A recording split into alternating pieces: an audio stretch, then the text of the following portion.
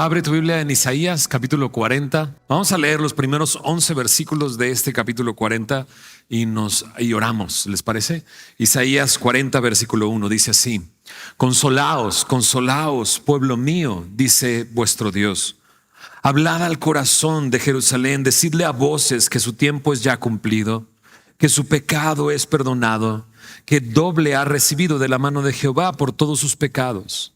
Voz que clama en el desierto, preparad el camino a Jehová, enderezad calzada en la soledad a nuestro Dios.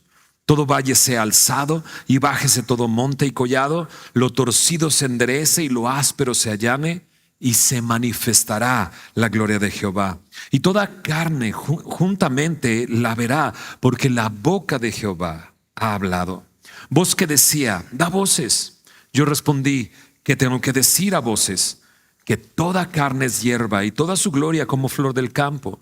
La hierba se seca, la flor se marchita, porque el viento de Jehová sopló en ella. Ciertamente como hierba es el pueblo. Sécase la hierba, marchítase la flor, mas la palabra del Dios nuestro permanece para siempre.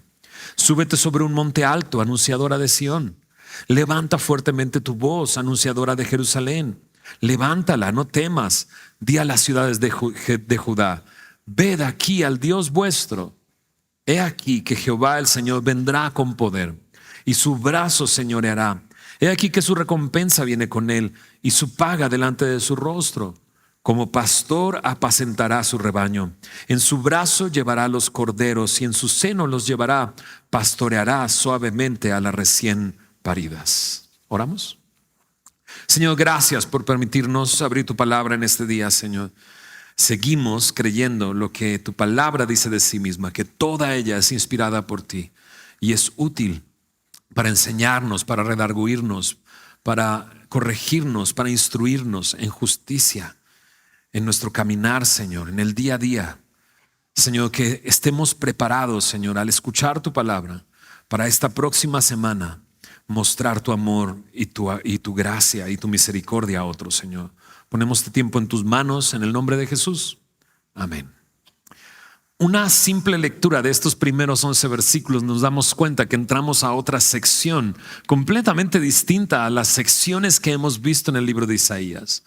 Del capítulo 1 al capítulo 35 estuvo lleno de juicios y lamentos, juicios en contra de naciones, juicios sobre Judá, lamento por la condición en la que se encontraban, pero también había muchas promesas que cuando llegamos a esta porción de transición del capítulo 36 al 39 vimos su cumplimiento.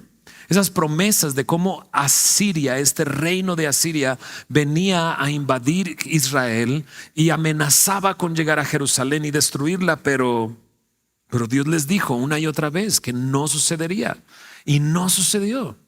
En estos capítulos 36 al 39 que vimos las últimas 2 semanas, vimos incluso una división entre estos dos. La primera parte vimos el cumplimiento, vimos una narrativa, vimos cómo Ezequías, ¿recuerdas? Clamaba a Dios, llevaba a Dios las cartas que le enviaron y vieron el poder de Dios manifestándose y evitando que Jerusalén fuera tomada. Pero en la siguiente parte que vimos la semana pasada con el pastor Alex, nos dimos cuenta que Ezequías se enfermó, ¿verdad? Clamó.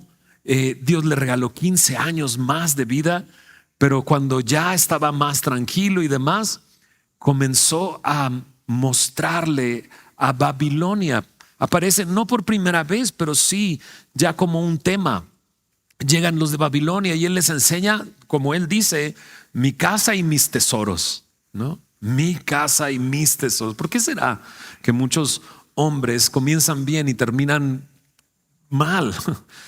Pero él dice mi casa, mis tesoros, y Babilonia llega y él les enseña todo esto y Dios lo reprende. Y habiendo sido rescatados de Asiria, ahora enfrentan un enemigo nuevo, Babilonia. Dios incluso le dice al final del capítulo 39 que Babilonia vendrá y todo lo que les enseñó se llevará, y todos los tesoros, Todo lo que atesoraron sus padres por generaciones se lo llevarán, pero no solamente bienes, sino personas. A tus hijos, ¿no? A tu familia se los llevarán cautivos, se convertirán en eunucos, en esclavos de Babilonia, ¿no? Y Ezequías, ¿cómo responde? Dice, bueno, no va a pasar en mi tiempo, ¿va? Y si no pasa en mi tiempo, pues bueno, está bien. Pero entonces, a partir del capítulo 40, entonces va a hablar acerca de Babilonia. Este nuevo enemigo que, como ya Dios dijo, sí vendrá y sí se llevará y se llevará cautivo al pueblo a Babilonia. Y ahora encontramos este mensaje. Y cambia porque ahora si pudiéramos resumir en una frase o encontrar el mensaje de estos capítulos del 40 hasta el final, hasta el 66 de este libro, podríamos resumirlo en el primer versículo que aparece aquí. ¿Lo viste? Dice, consolaos, consolaos, pueblo mío, dice nuestro Dios. Ahora van a recibir palabras de consuelo. Ahora no son juicios, sino consuelo el que van a recibir. Encontraremos de aquí en adelante muchas de las referencias que encontramos en el Nuevo Testamento. De hecho, yo sé que cuando lo leímos dices, ay, eso ya lo había leído. Ay, eso ya lo había encontrado. Ay, eso ya lo había escuchado.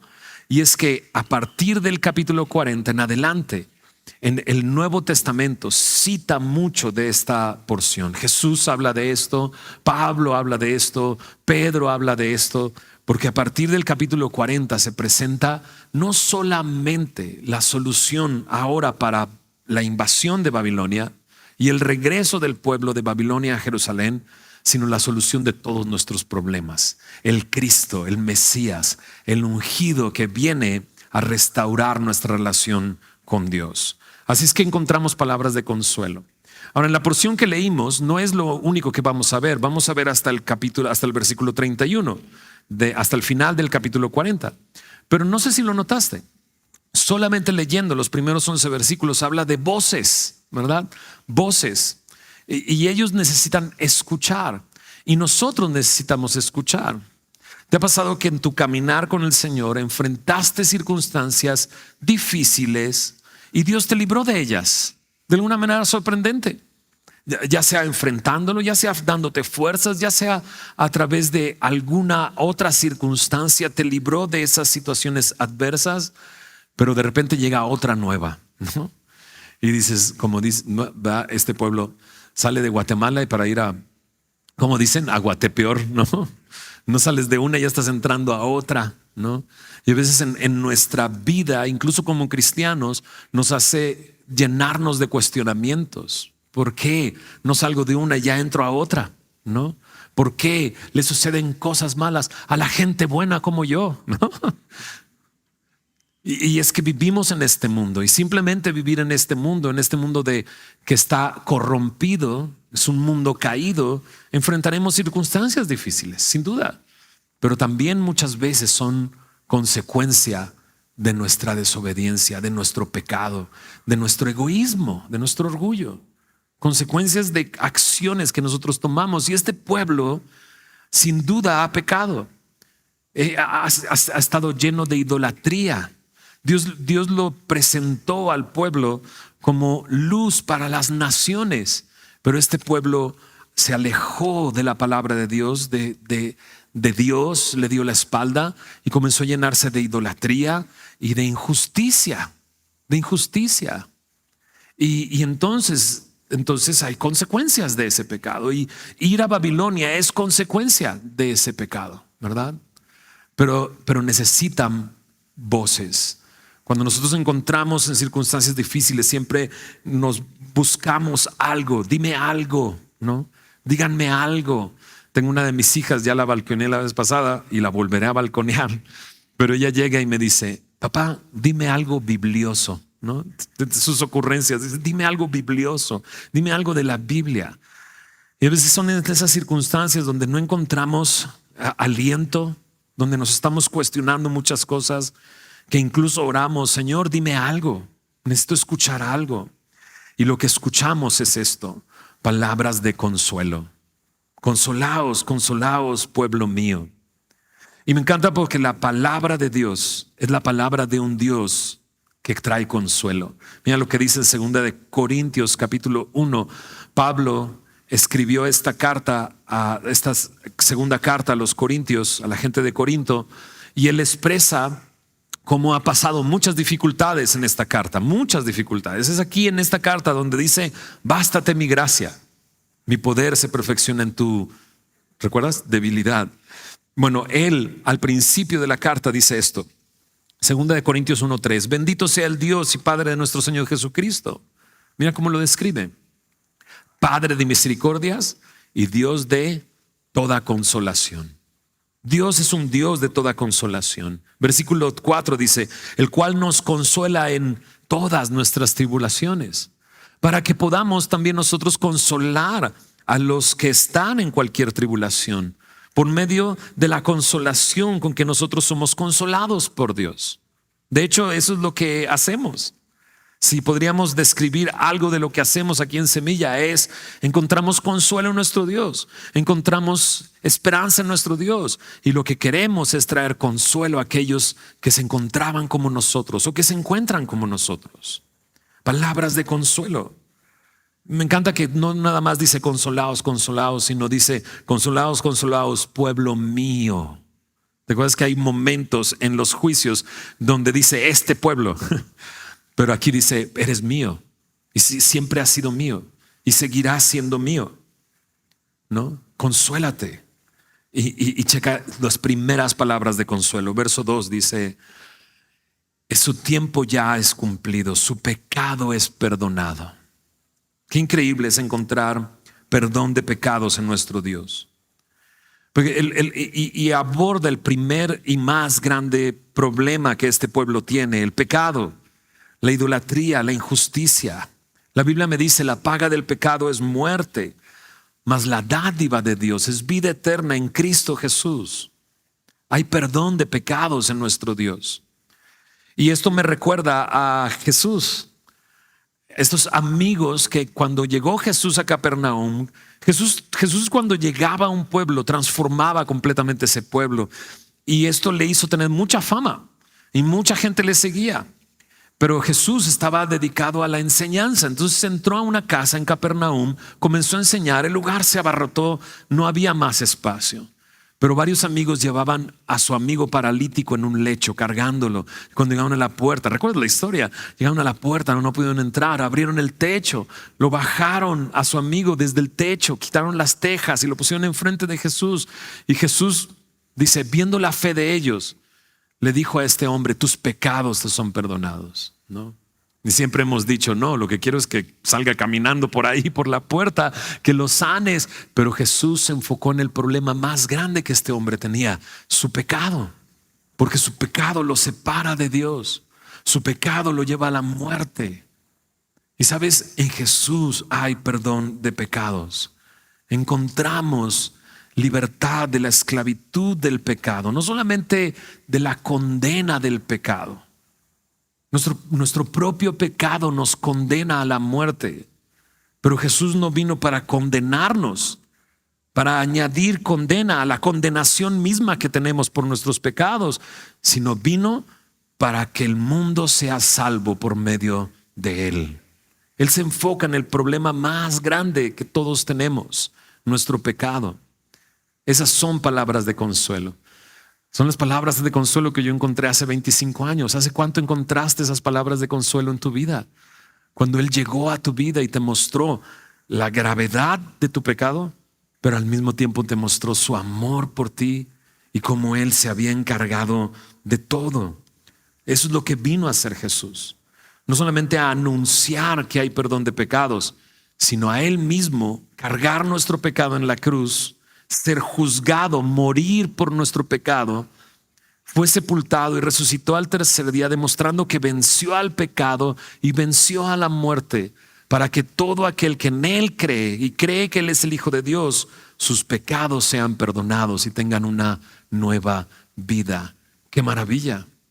El pecado es lo que a este pueblo lo va a llevar a Babilonia. Y las primeras palabras de consuelo que trae Isaías a este pueblo es: yo ya me encargué de eso, no te preocupes. Yo ya me he encargado de eso. Luego vienen más palabras. En el versículo 3 al 5 encontramos palabras que nos recuerdan a un personaje en el Nuevo Testamento. Voz del que clama en el desierto, preparad camino. ¿Quién decía eso? ¿Quién citaba esas palabras? Juan el Bautista. Juan el Bautista era esa voz en el desierto que clamaba, que anunciaba: el Mesías, el Cristo viene, preparen el camino del Señor, quiten todo lo que estorba. Está haciendo una ilustración de cuando un gobernante llegaba y visitaba las diferentes provincias, pues lo que hacían era arreglar los caminos para que no tuviera que batallar al caminar hacia su destino. Y Juan el Bautista está anunciando eso: el Mesías viene, preparen el camino. No, arrepiéntanse. ¿Recuerdas? Ese es el mensaje de Juan el Bautista: arrepiéntanse, porque el reino de los cielos se ha acercado. Viene el rey y viene a traer su reino. Prepara el camino del Señor. Y no es prepara el camino para que venga, sino prepara el camino porque viene. Y me encanta: aquel que perdona pecados viene. Aquel que puede resolver el problema del hombre viene. El Señor viene. Ese es el Dios del universo que se hizo carne para resolver nuestro problema. ¿Te acuerdas otra vez en la escena que acabo de mencionar de Jesús? Tus pecados son perdonados.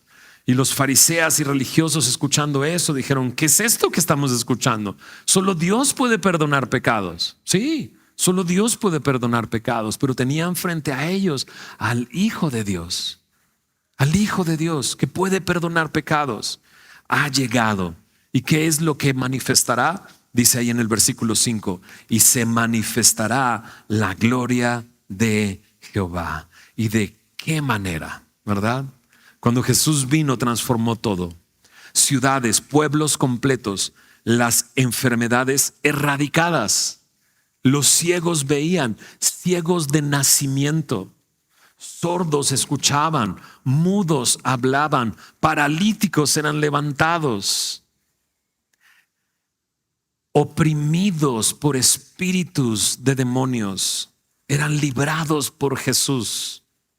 Personas que habían muerto eran levantadas por Jesús. ¿Qué razón tenía Juan el Bautista al decir, no?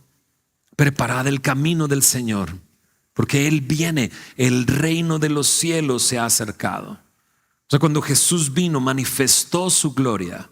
Juan 1:18 dice: a Dios nadie le vio jamás, pero el unigénito Hijo del Padre, Él le ha dado a conocer. Juan 1:14 dice: el Verbo fue hecho carne y habitó entre nosotros. Y entre paréntesis dice: vimos su ¿qué?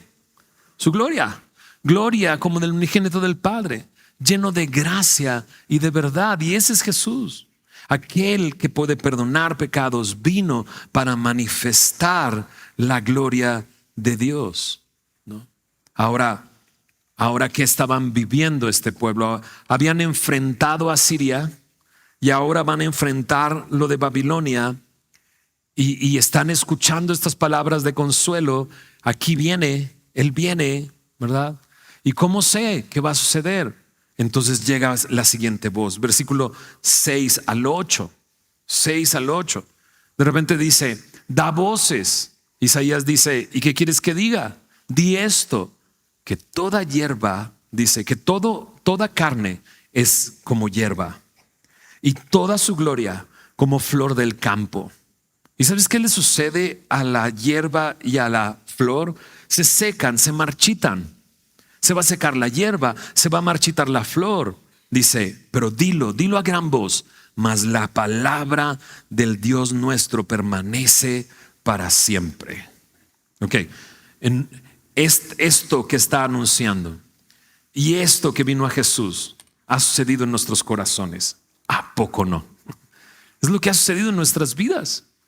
El Señor que perdona pecados llegó a nuestra vida. ¿Cómo llegó? No sé, pero sucedió. Sucedió. No hubo nada que lo detuviera para salvarnos. ¿O sí? No, éramos soberbios, éramos orgullosos, hacíamos lo que queríamos, vivíamos en pecado, pero de alguna u otra forma el Señor, porque los valles fueron alzados, los montes fueron, ¿no? Lo torcido se enderezó, llegó directamente a nuestra vida y nos salvó. Pero llegan los problemas y se nos olvida eso. Se nos olvida eso. Ahora enfrentan a Babilonia y dice Dios, levanta la voz y recuérdales que la palabra de Dios permanece para siempre. La palabra de Dios permanece para siempre. Toda carne y toda gloria del hombre es simplemente hierba que un día es y otro día no es, pero la palabra de Dios permanece para siempre. Su promesa de salvarnos permanece. Su promesa de consolarnos permanece. ¿Qué es lo que estás enfrentando? ¿Qué es lo que te ha llevado a la angustia, al pánico, al miedo? ¿Qué es ese asunto en tu trabajo o en tu familia que te invade y que sientes que no puedes respirar? Bueno, recuerda, cualquiera de esas cosas es como hierba y va a desaparecer, pero la palabra de Dios permanece. Es que su promesa de estar contigo permanece. Su promesa de que Él te va a fortalecer en tu debilidad permanece. Y más que ninguna otra cosa, su promesa de un reino futuro de justicia y paz permanece para siempre. ¿Sabes? Esto nos anima a confiar en Dios una vez más. Esas son palabras de consuelo. Porque nuestro caminar con el Señor, aún ya llegando Él a nuestra vida y perdonando nuestros pecados, ¿verdad? Manifestando su gloria en nosotros, seguimos en ocasiones dudando, pero aquí está Isaías diciéndonos, confía en el Señor, porque la palabra de Dios permanece. Ahora, esto en el contexto en el que está, pero ¿no te parece algo maravilloso? O sea, estamos en el 2024 y estamos abriendo la palabra y estamos leyendo Isaías capítulo 40 y su palabra está teniendo un efecto en mi vida. Qué increíble. Reinos pasaron, Babilonia, esos reyes y esas amenazas desaparecieron, pero la palabra permanece para siempre. Sabes, no dudes de la palabra de Dios y de lo que puede hacer en tu vida, porque la palabra de Dios permanece para siempre. Mencionábamos cómo en el Nuevo Testamento se utilizan estos versículos. Mira lo que dice Primera de Pedro. Pedro utiliza este mismo pasaje para hablar de lo que nos hizo renacer. Versículos 23, siendo renacidos, no de simiente corruptible, sino de incorruptible, por la palabra de Dios que vive y permanece para siempre. Y luego él cita a Isaías. ¿Por qué? Toda carne es como hierba y toda gloria del hombre como flor de la hierba. La hierba se seca, la flor se cae. ¿Qué dice el último versículo? Mas la palabra del Señor permanece para siempre. La palabra del Señor permanece para siempre. Así es que confía en su palabra. Por último, en esta sección, versículo 9 al 11, vuelve a haber una voz más. Le dice, levántate fuertemente, levanta fuertemente tu voz. Tienen que todos que escucharlo. El versículo 9 lo dice incluso con signos de admiración. Ved aquí al Dios vuestro. Aquí está tu Dios. Y a veces es lo que nos pasa, que no vemos que Dios está ahí. Pero Dios está ahí con nosotros en medio de la dificultad. Él está ahí. Y la siguiente sección pretende que lo veas como realmente Él es, del versículo 12 en adelante. Pero aquí, ¿qué es lo que me dice? Me dice en el verso 10. He aquí que Jehová el Señor vendrá con poder y su brazo señoreará. Traerá recompensa y traerá paga con Él. Pero Él es el Señor. ¿Sabes qué es lo que quiere hacer aquel que puede perdonar tus pecados? Que se ha encargado de tu pecado, que ha manifestado su gloria en ti, que su palabra permanece para siempre. Él quiere ser tu Señor. Él quiere señorear. ¿Por qué? Dice, porque con su brazo señoreará. Pero luego el siguiente versículo vuelve a mencionar su brazo. Mira lo que dice. como pastor apacentará su rebaño. En su, ¿qué dice? Brazo llevará los corderos, en su seno los llevará. Entonces ese brazo con el que Él señorea es el mismo brazo con quien nos carga y nos pega a su seno, a su pecho, protegiéndonos y guardándonos. Y no hay duda, ¿verdad? Cuando vemos en los evangelios, vemos que Jesús es el Señor. Así lo manifiesta Pedro, aquel que ustedes crucificaron, aquel que ustedes mataron, resucitó de entre los muertos. Su tumba está vacía. Y les dice, y Dios le ha mostrado a Él como Dios y Señor. Él es el Señor. En Filipenses capítulo 2 se nos dice claramente, Él es el que no estimó el ser igual a Dios como cosa que aferrarse, sino que se despojó. Él se humilló a sí mismo, se hizo hombre, se hizo siervo y estando en esa condición fue a la muerte y muerte de cruz para rescatarnos, para salvarnos. Pero inmediatamente después dice, y Dios le exaltó hasta lo sumo. Él le dio un nombre que es sobre todo nombre, para que en su nombre se doble toda rodilla de los que están en el cielo, en la tierra, debajo de la tierra, y toda lengua confiese que Jesús es, ¿qué? El Señor, para gloria de Dios Padre. Él es Señor, pero también Él es el buen pastor. ¿Recuerdas? Juan capítulo 10. Juan capítulo 10 nos dice que Jesús dice, yo soy el buen pastor. Y el buen pastor su vida da por las ovejas. Dice, yo tengo poder para poner mi vida y tengo poder para volverla a tomar. Ese es el mandamiento que recibí de mi Padre. Él vino para entregar su vida, pero también vino porque nos conoce, porque conoce nuestro nombre y porque nos llama a seguirle. ¿A seguirle a dónde? A seguirle a casa. Me encanta la imagen de un pastor, ¿verdad? Que pastorea, que dirige, que alimenta, que lleva aguas de reposo, que protege del enemigo, que te enseña y te dirige, que te acompaña, ¿verdad? Como dice en el Salmo 23, aunque andes en valle de sombra de muerte, yo estaré contigo. Yo estaré contigo. Pero ¿a dónde nos lleva? En la casa del Señor moraré por largos días, dice el final del Salmo 23. Cargándonos en su brazo, pegados a su pecho, vamos a su presencia, a su casa. Ese es nuestro Dios. Entonces, ¿cuál es el Babilonia que estás enfrentando? ¿Cuál es el Guatepeor a donde fuiste a caer? ¿Cuál es la situación que te está llenando de angustia y de temor y de miedo? Bueno, date cuenta que Dios está aquí. Él vino para resolver tu problema más grande, para manifestar su gloria en ti. Y te dice, mi palabra permanece para siempre, y mi brazo es un brazo que señorea y es un brazo con el que te cargo y con el que te llevo a casa, ¿no? Estas son palabras de consuelo, amén. Son palabras de consuelo. Consolaos, consolaos, pueblo mío. Ahora, en signos de admiración nos dijo, ved, ¿no? Ved aquí al Dios vuestro. Del versículo 12 al final, al versículo 31, Isaías lo que hace es mostrar que Dios es muy grande, bastante grande. Y utiliza imágenes, porque recuerda que este es un libro de profecía y hay muchas imágenes y mucha poesía.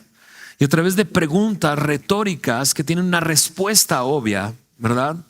Trata de mostrarle a este pueblo, levanta tus ojos y mira, tu Dios es muy grande. ¿Qué tan grande? Me encanta, hace unos momentos cantábamos ¿cuán grande es Él? ¿Por qué nos emociona tanto esa canción? ¿Sí te emociona o no te emociona? A mí me emociona, o sea, empiezan a cantarle y hasta lagrimitas me salen de mis ojos. Solamente de pensar y de decir. Y mi corazón entona la canción. ¿Cuán grande es Él? Pues mira cuán grande es Él. Mira lo que dice el verso 12 al versículo 24. Dice así: ¿quién midió las aguas con el hueco de su mano y los cielos con su palmo? Con 3 dedos juntó el polvo de la tierra, pesó los montes con balanza y con pesas los collados. ¿Quién enseñó al Espíritu de Jehová o le aconsejó enseñándole? ¿A quién pidió consejo para ser avisado? ¿Quién le enseñó el camino del juicio o le enseñó ciencia o le mostró la senda de la prudencia? Me encanta cómo presenta a Dios tan grande, que sabemos que Dios es espíritu. O sea, menciona sus manos, pero no es que Dios tenga manos como nosotros las tenemos, pero ¿qué otra manera podríamos decir o ver o imaginar cuán grande es Él? Pues dice, pues en su hueco midió las aguas. Todas las aguas que existen caben en el hueco de su mano.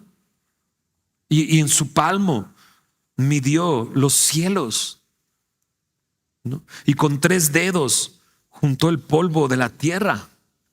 Y como si tuviera una pesa gigante, agarra el popo, ¿no?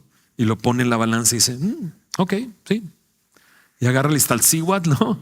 Y lo pone en el Nevado de Toluca, ¿no? Pico de Orizaba. Imagínatelo, es gigante. Pero no solamente Él es grande y más grande que su creación, Él es más sabio y no le pregunta a nadie qué hacer con lo que hizo. Y nadie tiene que venir a aconsejarle o a decirle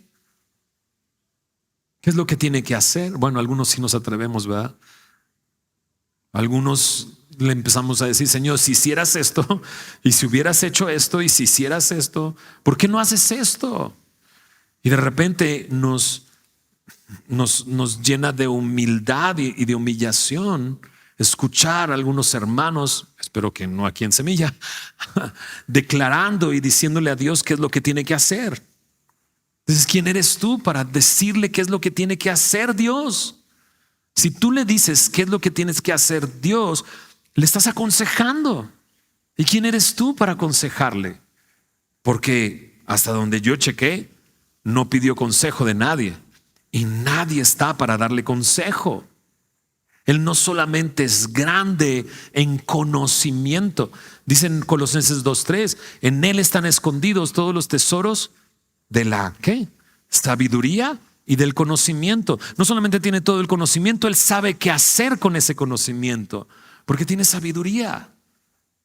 Entonces está el pueblo enfrentando una nación, Babilonia, y dice el verso 15, he aquí que las naciones le son como la gota de agua que cae del cubo. Como menudo polvo en las balanzas les son estimadas. He aquí que hace desaparecer las islas como el polvo, como polvo. Ni el Líbano bastará para el fuego, ni todos sus animales para el sacrificio. Como nada son todas las naciones delante de él. Y en su comparación serán estimadas en menos que ¿qué? ¿Qué puede ser menos que nada? O de lo que no es. Entonces el pueblo está enfrentando una nación y dice, ok, ya lo pusiste en perspectiva, todas las aguas caben en su palmo, en su mano, en el hueco de su mano, caben todas las aguas. Entonces, ¿qué es una nación? Como si vieras a una persona llevando una cubeta, ¿verdad? Un cubo, y de repente se frena y ¡pum!, sale una gotita. ¡Pum! Esa es una nación, ¿no? Como el polvo en la balanza, el menudo polvo en la balanza. Entonces ponen la balanza y dicen, no limpia bien la balanza porque puede tener polvo y va a cambiar el peso. No cambia nada. Es un menudo polvo que si lo quitas no quita ni nada. Y dices, bueno, y lo comparas. ¿Y a qué comparas las naciones? A menos que nada. ¿Y qué es menos que nada? Pues nada. Entonces, ¿cuál es el Babilonia que estás enfrentando? ¿Cuál es la situación que está llenándote de temor y de miedo? Porque para Dios no es nada. Verso 18. ¿A qué pues haréis semejante a Dios? ¿O qué imagen le compondréis? El artífice prepara la imagen de talla, el platero le extiende el oro y le funde cadenas de plata. El pobre escoge para ofrecerle madera que no se apolille. Se busca un maestro sabio que le haga una imagen de talla que no se mueva. ¿No sabéis? ¿No habéis oído? ¿Nunca os lo han dicho desde el principio? ¿No habéis sido enseñados desde que la tierra se fundó?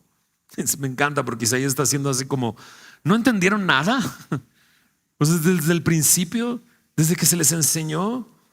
O sea, ¿a qué vas a comparar este Dios? O sea, imagínate que es un Dios tan fuerte y tan poderoso, Otra vez, la imagen es esa. Todas las aguas caben en el hueco de su mano. Los cielos los mide en su palmo. Con 3 dedos recoge todo el polvo de la tierra. Entonces, ¿qué imagen vas a hacer de Él? ¿No sería ilógico hacer una imagen de Él? Y no importa si la haces de oro o plata, o si no tienes nada de dinero y agarras un pedazo de madera y se lo llevas a alguien para que te haga una figurita. Porque ni esto podría ser comparado con el Dios del universo que ha creado todas las cosas. Que ha creado todas las cosas. Y ese es el problema cuando perdemos de vista quién es Dios. Lo hacemos a nuestra imagen. Y lo reducimos a algo que Él no es. Y perdemos perspectiva de quién es Él. Estas son palabras de consuelo. Dios quiere consolarte mostrándote lo grande que es tu Dios. Más grande que cualquier cosa en la tierra. Más grande que cualquier cosa fuera de la tierra o en los cielos. Checa lo que dice el verso 22. Él está sentado sobre el círculo de la tierra, cuyos moradores son como langostas. Él extiende los cielos como una cortina, los despliega como una tienda para morar. Él convierte en nada a los poderosos y a los que gobiernan la tierra hace como cosa vana, como si nunca hubieran sido plantados, como si nunca hubieran sido sembrados, como si nunca su tronco hubiera tenido raíz en la tierra. Tan pronto como sopla en ellos se seca y el torbellino los lleva como hojarasca. ¿A qué pues me haréis semejante o me compararéis? Dice el santo. Me encanta cómo va describiendo esto, porque Isaías te está preguntando y te está diciendo: mira, Dios es así y Dios es así. ¿A qué lo vas a comparar? ¿Qué imagen podrías hacer de Él? ¿Qué imagen compondréis? Y como que su voz va cambiando, y cuando ya llega al versículo 25 es Dios hablando. Y entonces Dios te pregunta: ¿y a qué me haréis semejante? ¿O me compararéis? Dice el santo. Si yo como me siento, ¿no?, sobre el círculo de la tierra, o sea, ¿a qué me vas a comparar? Si desde mi perspectiva los moradores de la tierra son como langostas. Si desde mi perspectiva, ¿no?, los cielos son como cuando me cubro con una mantita. Ese es Dios. Y entonces te pregunta: ¿a qué me vas a comparar? ¿A qué me harás semejante? Y entonces dice el verso 26: levantad en alto vuestros ojos y mirad quién creó estas cosas. Él saca y cuenta su ejército, las estrellas. A todas llama por su nombre, ninguna faltará. Tal es la grandeza de su fuerza y el poder de su dominio. Mi corazón entona la canción: cuán grande es Él, cuán grande es Él. ¿Verdad? Este es nuestro Dios. Entonces, ¿cuál es la Babilonia que enfrentabas? ¿Estás hablando de esa gota que cae de un cubo? ¿Estás hablando de eso? Porque para Dios es así de: ¿por qué me reduces a algo tan pequeño cuando yo soy el que ha creado todas las cosas y que conoce el nombre de las estrellas y que ninguna falta? En palabras de Jesús podrías decir: ¿por qué te preocupas? ¿Por qué te preocupas? ¿Qué vas a comer? ¿Qué vas a beber? ¿Qué vas a vestir? Las cosas más básicas de la vida te preocupan. O sea, ni un solo pájaro cae del cielo sin que yo lo permita. Jesús dice: los cabellos, el número de cabellos en tu cabeza, incluso los que se te cayeron hoy en la mañana, el Señor los restó ya. Él sabe cuántos cabellos hay en tu cabeza. Él sabe el nombre de cada estrella, ¿no? Entonces se vuelve algo muy personal, ¿ok? Aquí viene lo personal. Dice en el verso 27: ¿por qué dices, oh Jacob, y hablas tú, Israel? Mi camino está escondido de Jehová, y de mi Dios pasó mi juicio. ¿No has sabido, no has oído que el Dios eterno es Jehová, el cual creó los confines de la tierra? No desfallece ni se fatiga con cansancio, y su entendimiento no hay quien lo alcance. Entonces, ¿qué decía Jacob y qué decía Israel? No, pues el Señor ya se olvidó de mí. Ya ni sabe lo que me está pasando. O sea, ni siquiera se fija. ¿Has dicho algo así? ¿Has pensado algo así? Bueno, entonces dice Isaías: ¿qué que no has sabido? ¿No has sabido? ¿No has oído que Él es el Dios eterno y creó todo? Que Él no se cansa, no desfallece y su entendimiento nadie lo puede alcanzar. Ese es nuestro Dios. Entonces a veces como querida encogí a los niños. ¿Te acuerdas de esa película? Uy, de hace muchos años. Muchos años. El vato crea una cosa ahí y los hace chiquititos y de repente todo boom, y todo se hace enorme. Y así sentimos el problema que enfrentamos, gigantesco. Y este es Dios mostrándote, hey, o sea, ¿tú crees que no estoy pensando en lo que te está sucediendo? ¿Tú crees que no estoy al tanto de la llamada que recibiste? ¿Tú crees que no estoy al tanto de la noticia que te llegó?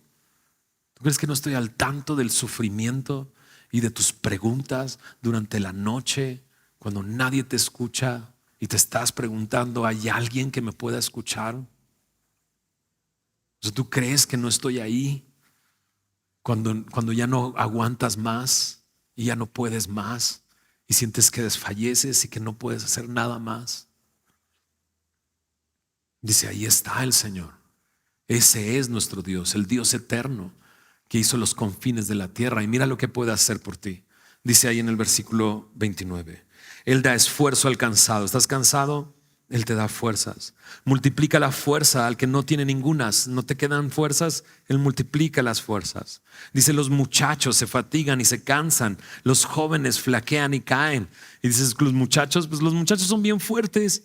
Uno es el que se cansa, ¿no?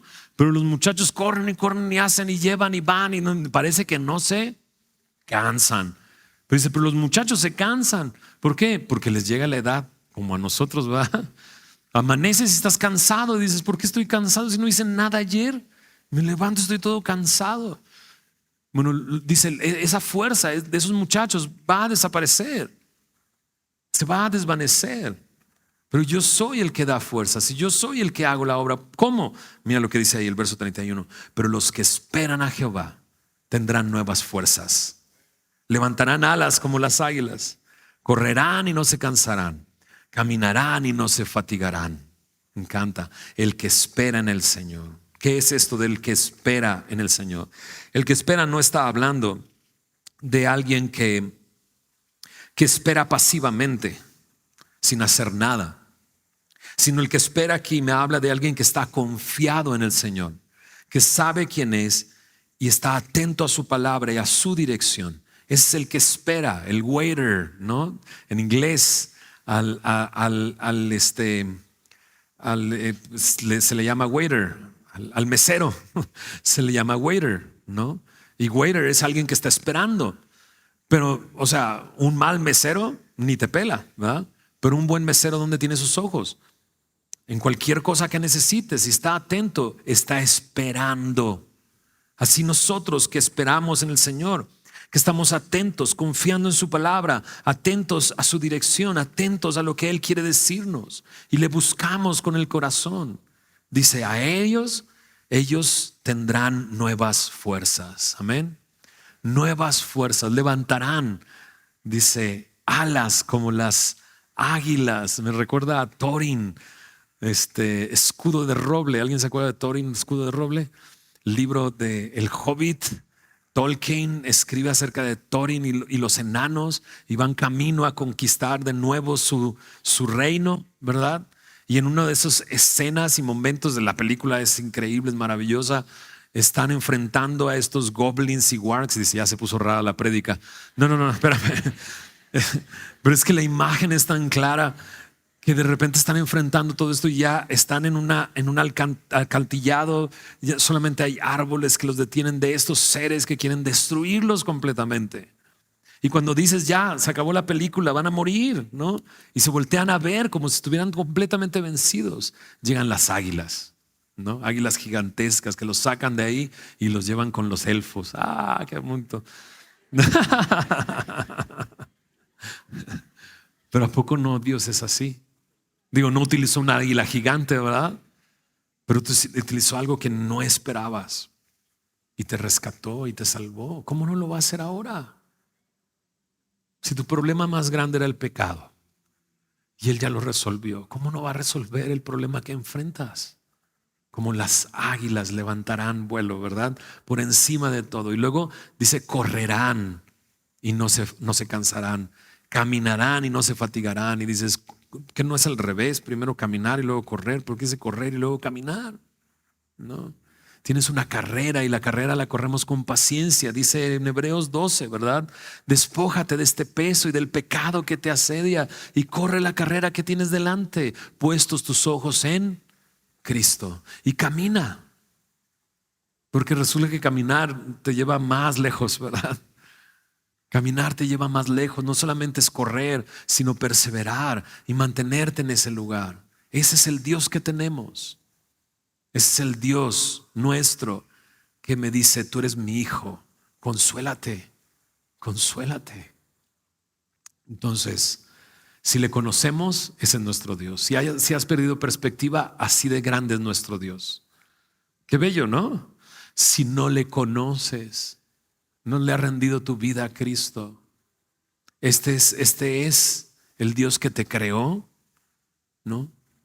Y el Dios que te puede salvar, el Dios que te puede rescatar, el Dios que puede traer consuelo a tu vida en medio de lo que estás viviendo.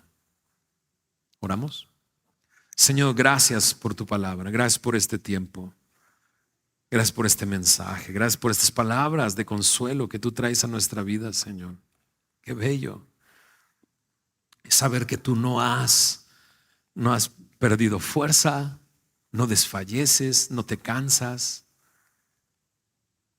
Señor, quizás nosotros perdimos perspectiva, pero no hay nadie como tú, Señor. Y perdónanos, Señor, si te hemos hecho una imagen, no te hemos comparado con algo, te hemos comprimido algo. Señor, ¿qué podemos decir? Ese problema que enfrentamos es como una gota que cae del cubo, como el polvo menudo en una balanza. Señor, queremos correr la carrera con paciencia que tenemos por delante, con nuestros ojos puestos en ti. Señor, gracias por resolver nuestro problema más grande, nuestro pecado. Gracias por manifestar tu gloria. Gracias por tu palabra que permanece para siempre y está llena de promesas para nosotros, Señor. Gracias, Señor, porque tú eres nuestro Señor y tú eres nuestro pastor. Podrías, Señor, cargarnos en tus brazos, Señor, pegarnos a tu corazón. Señor, sé que lo puedes hacer. Te pido que lo hagas con aquel que parece que perdió toda esperanza. Y Señor, te pido por aquellos que por primera vez han escuchado lo grande que eres tú y cómo tú no te has olvidado de su condición, del estado en el que se encuentran. Señor, que puedan rendir su vida a ti, creer en ti, Señor, creer a tu palabra, Señor. Te lo pido esto en tu nombre, Señor Jesús. Amén.